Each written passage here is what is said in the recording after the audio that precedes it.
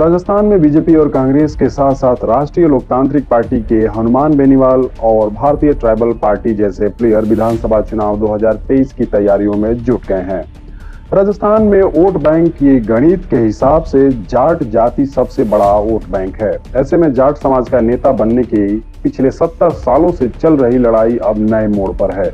मिर्धा, मदेरणा और ओला परिवार के बाद अब जाट राजनीति में नए प्रतीक का उदय हो रहा है और वो है बेनीवाल परिवार। जयपुर की गलियों में छात्र राजनीति से करियर शुरू करने वाले हनुमान बेनीवाल, जिनके पिता कभी बीजेपी के साथ रहे थे, स्थानीय जातीय वर्चस्व की लड़ाई में जाट युवाओं का पक्ष लेकर और वसुंधरा राजे से हुई अदावत के बाद निर्दलीय राजनीति शुरू करने वाले हनुमान बेनीवाल अब खुद को जाट राजनीति के नए चेहरे के तौर पर स्थापित करने में जुटे हैं।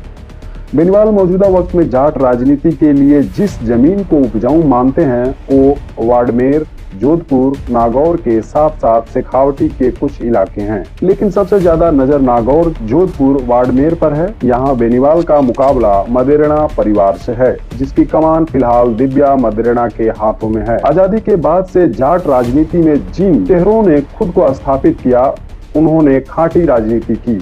देसी अंदाज में भाषण देने से लेकर लोगों के साथ संपर्क स्थापित करने की उनकी अलग कला होती थी। बेनीवाल उसी स्टाइल में राजनीति कर रहे हैं। विपक्ष कमजोर है। विपक्ष तो पप्पू है, राहुल गांधी है। आप देखो उसकी बॉडी लैंग्वेज देखो। ये हमारे तेजाजी महाराज के लाए तो फेरी उल्टी देने लग गया।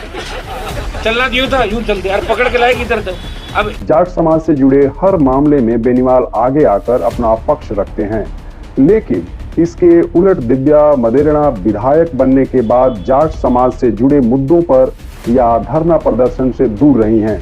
वो केवल विधानसभा में ही आक्रामक नजर आई, सड़क पर संघर्ष करते नहीं दिखाई दी। जोधपुर मदेरणा परिवार का गढ़ कहा जाता था, लेकिन पिछले 3 सालों में जोधपुर में तमाम मुद्दों पर हनुमान बेनीवाल सड़क पर संघर्ष करते दिखे।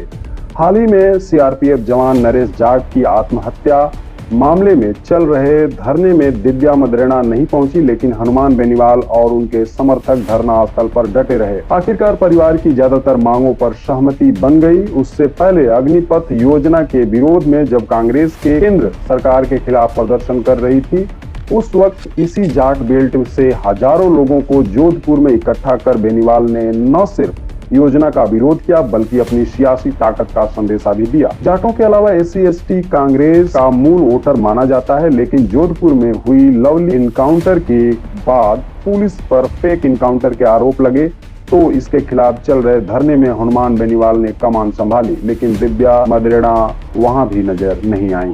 जोधपुर जिला तो छोड़िए, पिछले पंचायती राज चुनाव में भी ओशिया विधानसभा क्षेत्र में राष्ट्रीय लोकतांत्रिक पार्टी ने अच्छे खासे वोट बटोरे और पार्टी के जनप्रतिनिधि जिताने में भी कामयाब रही। न सिर्फ जोधपुर बल्कि बेनीवाल अपने गृह जिले नागौर में भी उतने ही सक्रिय हैं। जयपाल पूनिया मर्डर केस हो या मेघाराम आत्महत्या प्रकरण, सुनील ताड़ा हत्याकांड से लेकर नागौर में दलित युवती के साथ हुए दुष्कर्म और हत्या का मामला हो, हर मौके पर बेनीवाल ने वक्त रहते मोर्चा संभाल लिया, जिससे न सिर्फ जन समर्थन जुटाने में उनको मदद मिली, बल्कि विरोधियों की ताकत को भी धीरे धीरे खत्म करते गए। जाहिर सी बात है, मरवाड़ में विधानसभा चुनाव 2023 से पहले जाट राजनीति का सियासी संग्राम मदेरणा परिवार और बेनीवाल परिवार के बीच रहना तय है। ऐसे में अगर दिव्या मदेरणा सड़क पर संघर्ष करते नहीं दिखी और उनके इलाके में जनता के मुद्दों पर बेनीवाल लड़ाई लड़ेंगे, या जनता भी हनुमान बेनीवाल से ही मदद मांगने पहुंच रही है, तो दिव्या मदेरणा के लिए अपनी सियासी विरासत को संभाल कर रखना काफी मुश्किल होगा, जिसका फायदा यकीनन हनुमान बेनीवाल को ही मिलने वाला है। शुक्रिया।